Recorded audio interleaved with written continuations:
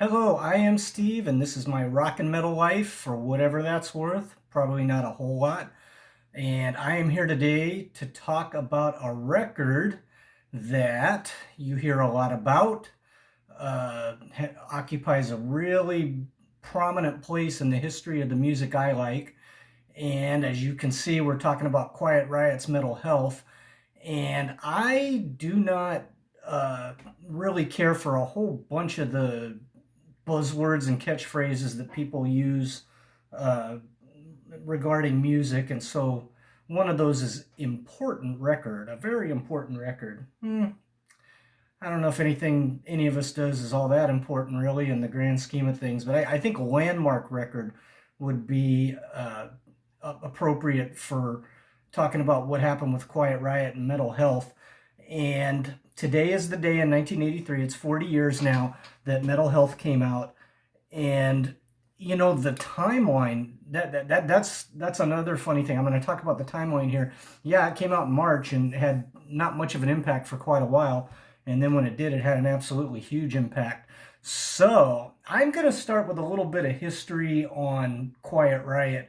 uh, and according to Wikipedia, I think they said the band was formed in 1973, or not necessarily the band that we know, but Randy Rhoads and Kelly Garney got together in 73.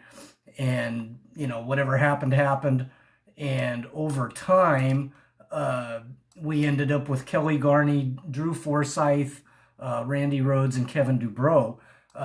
Really interesting uh, note that I just learned doing research for this was that Randy wasn't really all in with Dubrow, which that's not a big secret, but he wanted the frontman to be an Alice Cooper, David Bowie type, and okay, that's interesting, uh, and so here comes Quiet Riot, and they're on the LA scene in the mid '70s, and they're having success. They're one of the bigger bands down there. Um, so they get signed to Sony Records in 1977, and Sony gives them a deal in Japan only. So they do the first two records that I am not familiar with. Those are Randy Rhoads records with Quiet Riot. There's Quiet Riot 1, Quiet Riot 2, and the following year, '78, Van Halen gets signed by Warner Brothers, and they go absolutely everywhere. Okay, so that's kind of an odd, you got to be thinking, hey, we got signed, and then a year later you're thinking, hey, what happened to us? you know. So the twists and turns of the music industry, uh, we know it well. Some bands make it, some bands don't. Sometimes you don't know why. Okay, so this incarnation of Quiet Riot, it breaks apart. Randy Rhoads goes to Ozzy. Uh, uh, Rudy Sarzo is, he goes to Ozzy along with Randy, and Quiet Riot's like kind of in a shambles, you know. So then, as we all know, Randy dies in a plane crash in '82, and Rudy, he kind of bails from Ozzy. And I would highly recommend this book, Rudy Sarzo's book, Off the Rails, for all of this stuff. Quiet Riot history, before he was in the band, then while he was in it, and Ozzy and all that stuff. And Randy's death, is covered in depth. Day of, what happened, what everybody was doing, what Rudy thinks about it. So anyway, Rudy comes back with Dubrow, and they get Carlos Cavazo and Frankie Banali, and all of a sudden you got this lineup that puts out this record, and again, not much fanfare at the beginning. It says September of '82 they signed their record deal, and Metal Health was released this date, 1983, March 11th, and Come On Feel the Noise was released August 27th, like more than 3 months later, right? Well, more than that, 4 months later. Now in between there, um, between the release date of the record in March, at the end of May, they played the US Festival, and them and Motley Crue were the in the greater scheme, they were the unknowns. That day was all about Van Halen, Ozzy, Scorpions, Triumph, all those guys. And they opened it up, Quiet Riot and Motley Crue, and that was like, hey, good, good for them to get to play for all those people, and of course they did well.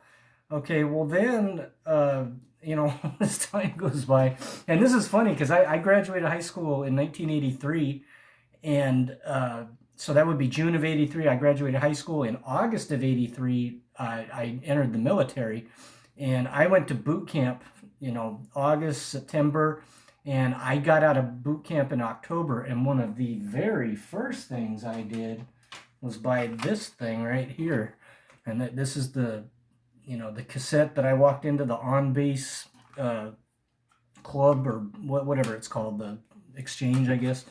And I bought this guy, and I played this thing over and over and over and over. And they were on the cover of Circus magazine. I don't know if you remember, but Circus kind of had a deal. They did it with Def Leppard, and then they did it with Quiet Riot, like when they really went over the top and hit it big. And they had an issue where the cover, it said Quiet Riot breaks big, or something like that, something along those lines, like Quiet Riot breaks out, and it was like, announcing, hey, these guys are heavyweights now. And I think that caught my eye, and I heard the songs, and it was, I don't know if at the time, it's like a changing of the guard. MTV has a lot to do with this. The videos, Quiet Riot geared into a formula that we all know, and I've thought, all these many years after their career took the trajectory that it did, that was like an all or nothing kind of thing. They went all in, as did Twisted Sister, on the silly, goofy, mini movie, funny haha video. And, it was the most popular thing there was for a couple years. And then after that, it kind of, it pigeonholes you and typecasts you. And, Metal Health itself is a really good record, okay? And I'm not, I've seen them a couple of times. I've got all the music, just about everything they put out. I'm not a huge fan of them. They're not, they're not all the way in my inner circle. I really like a lot of stuff they do. They just don't hit exactly dead on. I love everything they do. Like some of my really favorite bands, Van Halen, Ozzy, Triumph, those guys that I already mentioned. Metal Health, you got Metal Health and Come On Feel the Noise. These are two really good songs, really good formula. You got the heavy burner to start, and then what they figured would be a popular radio song, and it was. I guess they thought that. Don't Want to Let You Go, pretty good. Now we're kind of getting into that format that became super popular, where you got maybe a ballad. That's probably not a full-on ballad. It's not Home Sweet Home or anything like that. But Slick Black Cadillac, Love's a Bitch, Breathless, Run for Cover, the instrumental Battle Axe, and Let's Get Crazy. And then you got the song Thunderbird that Dubrow was writing a song to try and get Randy to play on it, because Randy was having all this success with Ozzy, and I guess, I don't know, he wanted him back in the band, or he was going to fool him into playing on it, is what I, asked him to do a guest thing. And actually the song's about Randy, Fly On, Thunderbird. I mean, that's a pretty solid record. That's pretty good. The impact that it had, 6 million copies, and they got to tour, similar to what Van Halen did. They got to tour, they went from, supporting to, hey, they're supporting on big tours, or, they've got big shows of their own, and that's fantastic, and that's great success. And then here we go with Condition Critical, which comes out, what was that, 85, I believe. And they, 84, actually, summer of 84, they only sold, platinum on this, but, the story's pretty well known. I don't really need to, hammer it. Dubrow did a lot of, not really cool interviews where he was saying, all the other bands that are getting signed, they're not on the charts, but here comes Rat, here comes Motley Crue, and those guys owe us, and stuff like that. And everybody knows he made the reference to the Beatles, and kind of, when you look at the "Come On Feel the Noise" video, and then you want to, compare yourself to the Beatles. It doesn't matter if his point was well taken or not. That's not going to go down real good. So he's driving the fans away. His bandmates, aren't liking it, and here goes the art. They sold 1 million copies. Well, isn't that cool? Well, not really if you're trending, that's a big trend down to start with. But, public opinion, not good. You're losing the, whatever you built, you're losing it. And, there's all these twists and turns in this band's career. I actually like Condition Critical better than Metal Health. Sign of the Times, that's to me, that's one of their better songs they've ever done. And then they come in, big criticism of this record was, kind of a carbon copy of Metal Health, only not as good as what a lot of people said. I don't know about that. Mama, We're All Crazy Now, another Slade cover with a silly video. Yeah. Party All Night. Ugh. And the song's weak, and the video is more, goofing around, screwing around. We're just going to party all night. And then stomp your hands, clap your feet. Huh. I'm going to get to this a little bit later when I go get to their late career, but this is the problem right here, if you ask me.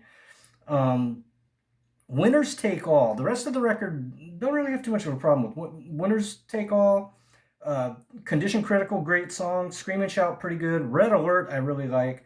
Bad Boy, I really like. And then We Were Born to Rock.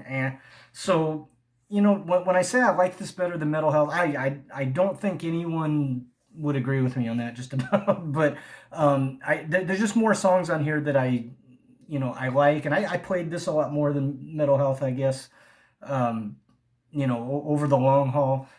Played them both a lot. I was really on board this thing when they were doing it, and then when they imploded after this, oh no, what happened, and then they went away and they came back and they did this, Quiet Riot 3, and I know the Wild and the Young, they had a video, and I think Twilight Hotel, and they on this thing they went gold.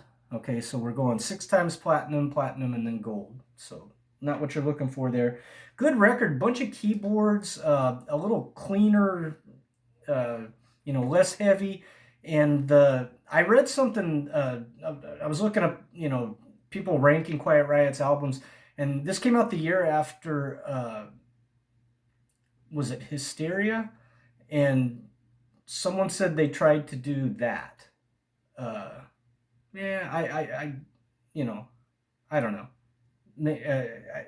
Kinda. It was like the criticism was it tried to be that, but it wasn't, good enough and gritty enough. And yeah, I don't know. After that, man, you got the Paul Shortino record, which is pretty good. I don't have that. And then, the 90s is kind of a wasteland for a while. Terrified and Down to the Bone. I have not heard those. My understanding is they're really good. That's one of those my to-do list things that I just never get around to it. And then they came back, with the Metal Health lineup and everything. They came back with this thing, Alive and Well, and there's your Metal Health guys. They're back, and I'm telling you what, I love this record, and I went and saw them on this tour. It's where I got this thing, I believe, 99. Yes, saw them on the Rock Never Stops tour. Ted Nugent, Night Ranger, Quiet Riot, and Slaughter, I believe, was that show. And they were fantastic. It was my first time seeing them. They were just terrific. I mean, they were all energy. It was a decent sized venue. It wasn't huge. It was like maybe 2,000 people or something like that. And Dubrow was master of ceremonies. They were great. They were really fantastic. And they've got 1, 2, 3, 4, 5, 6, 7, 8 songs on here that are originals that I like. Not as good as some stuff to come, but pretty good.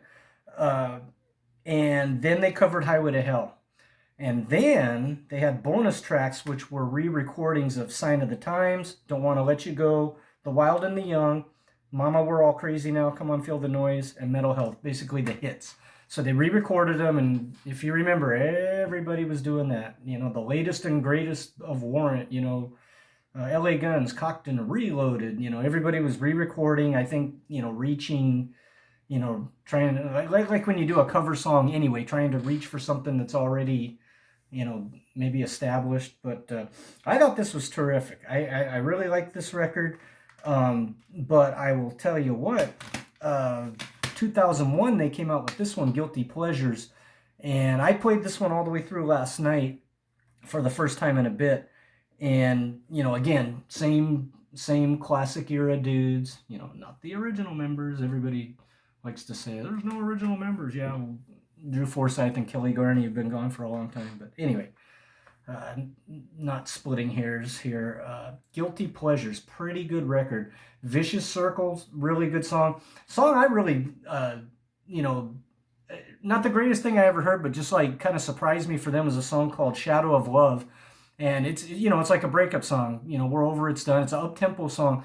But I thought Dubrow's lyrics and the way he said it, you know, we were magnetic, now we're pathetic, lots of blame to go around. He had a whole bunch of little, you know, I don't know, turn of a phrase kind of things that I thought was clever and pretty well done. But Feel the Pain, really good song. You know, Rock the House is, I think, is trying to go back to the Mental Health success. And it's the only song like it on here. Shadow of Your Love, I Can't Make You Love Me. Um, Feed the Machine, Guilty Pleasures, Blast from the Past, Let Me Be the One, and Street Fighter, and Fly Too High.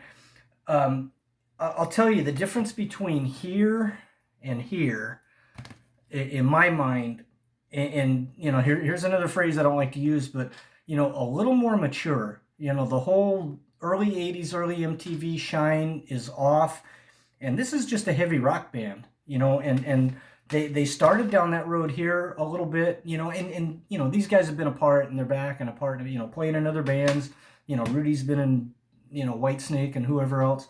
Um, and you know, this is kind of, you know, if they had a whole career of this, I think they, and if they had did it sooner, I think they could have wiped off the you know, the joke aspect that's been attached to them, and oh, you know, cautionary tale, you know, tragic story. And then I'll tell you, the maybe the crown jewel 5 years later, you know, just before Dubrow dies, they come out with this thing. And I'm telling you, if you don't have this, you could probably get it for $1. Uh, this thing went nowhere, got just about no reaction. And this is a really good, like everything I said about Guilty Pleasures, this probably better. And if you don't hear anything else I say, if you don't know this record, I urge you to listen to Evil Woman, the last track. It's almost 9 minutes long, 8:49, and it's Dubrow and Glenn Hughes going back and forth. It's a you know, bluesy grind, you know, really good hard driving guitar. Neil Citron plays on this one. This is Frankie and Kevin, and then Neil Citron's the guitar player, and he's fantastic. And you know, I didn't even have this until recently, and I actually they probably still have it. It's on Stevie Rochelle, his Tough CDs. The guy that runs Metal Sludge is the main guy in Tough. He sold a package of like, and it was a bunch of it was a bunch of stuff like this. It was like one of his Tough like live, a rough cut live, this and something else for like $10 or something. That's how I got it, and I bought it and I listened to it and I was like, oh, you know, I thought this was good. So you know, we're looking at like two different eras of the band, and you know, like I was gonna say, I don't like the term mature, you know, because you know, I think it kind of discredits the stuff that they did that they had success with. And you know, I always kind of like the young raw energy, like whatever everybody came out with, whoever you were on that first record, you know, not everybody gets to be Van Halen, and you kind of got it all dialed in. And you know, Ed's got the first 6 records mostly written, at that time. Uh, it isn't like that for everybody. But it's probably, it might actually be more appropriate in this case, because this early stuff, this is a band trying to get signed, trying to get out there. Where is this industry going? Oh, this video thing's coming in. Well, we're going all in. And it worked, but there's a lot of things that you can't see coming. And when you're having all that success, nobody can really foresee that, you know, like okay, here's a really good example. Okay, there's been several bands that have been the greatest thing and then a joke. Okay, who came back from that? Okay, I don't hear anything about this, and I wonder if I'm the only guy that remembers this. I guess Kiss, between like Unmasked and when they took off the makeup. I just saw I think Mitch LaFon or somebody posted a readers poll of like 1980 or somewhere in there, best band, best live band, blah blah blah blah, and the worst band was Kiss, and those guys were out of phase, out of step. They were kind of a joke, and they take off the makeup. I know they had a bigger, they had a longer run, more records, more fans, bigger than Quiet Riot. The 6 million sales for Quiet Riot does in fact seem to be an outlier, but Kiss kept grinding, kept going, and they got it back. Right now I think we might very well be seeing the same thing with Nickelback. Came up, pretty well respected and pretty successful, and they inducted ZZ Top into the Rock and Roll Hall of Fame. Nobody had a problem with them then. And then all of a sudden, something goes around out there. I don't know how stuff like that gets started, that they're the worst band ever, and they're a punchline, and so on and so forth. And now, Nickelback just keeps rolling, and, we got San Quentin and all that stuff off this new record that sounds great. Easy for me to say, but, keep going, keep grinding. Now, Quiet Riot, they lost any momentum they had with all the, the time that went on in between, the first 3 records that were certified, and then these other ones that came out 99 on, so, I think that is the cautionary tale. I think that's, if they could have stayed together, and remember when Quiet Riot fractured, mid 80s, there was so much other stuff going on, and down the road, Carlos Cavazo ends up in Rat, there's so many opportunities to go somewhere else. And if you really can't stand Dubrow, if he's the problem, then, that makes that happen. So you got your main focal point, the face of the band is hurting the band with his behavior and things he says, and then the band can't stick together, and then all that time goes by. So I think that's how you end up here. You can make 3 records like this, and nobody really, this is a tough time period for hard rock and heavy metal to get any traction anyway. As we know, once the 90s came along, Van Halen survived, AC/DC survived, Rush, Scorpions, the absolute heavyweights survived. But all these other ones that were on the lower level, they really had some tough times. And Quiet Riot was not able to bounce back. And that's kind of unfortunate, because I see, not 1, but 3 records worth of really good, talented stuff, that every rocker would like. So I guess if I was to say anything, I'd say, check out these later ones. The early ones, I don't really have anything that I would point to and say, oh, you probably missed this or that. I think everybody knows the DNA of these things, and they are better than the silly, Slade covers. They're better than that. I think most people that know Quiet Riot know that. But you probably got the vibe of what those are all about. But I think the later career stuff, didn't make an impact at all. And I think if you like it, if unless you really hate Dubrow's voice or something like that, this is like a much improved version. Something with, I think, that would stand the test of time a whole lot better. If they'd have reversed them, if they'd have come out with those at the beginning, then they might be more respected. But then again, you know, they wouldn't have sold 6 million albums without the whole funny video tie-in and all that. But anyway, you know, respect to Quiet Riot and what they accomplished. You know, a platinum album is a great thing. A 6 times platinum album, not too many people, you know, percentage-wise, there's not too many bands that have done that in the whole history of the thing. So anyway, respect to Metal Health. Happy 40th, guys.